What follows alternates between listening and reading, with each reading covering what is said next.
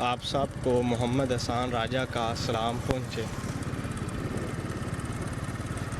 امید ہے تمام دیکھنے سننے والے خیر و عافیت سے ہوں گے۔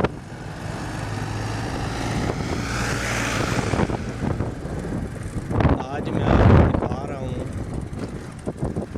اپنے پنجاب کی سرزمین چنیوٹ کا ایک منظر۔ پنجاب کی زمین کہتے ہیں کہ سونا گلتی ہے، سونا تو نہیں گلتی مگر جو اس کے نیچے معدنیات جو یہ فصل اگاتی ہے یہ سونا ہے۔ اگر آپ دیکھیں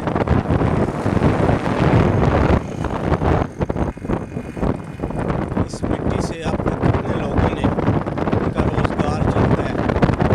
ایک اندازے کے مطابق تقریباً 60% لوگوں کا کاروبار زراعت سے منسلک ہے۔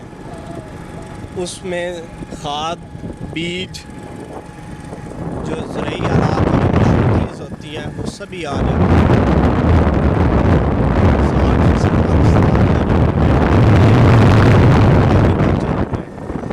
دیکھیں کتنا خوبصورت نظارے ہیں،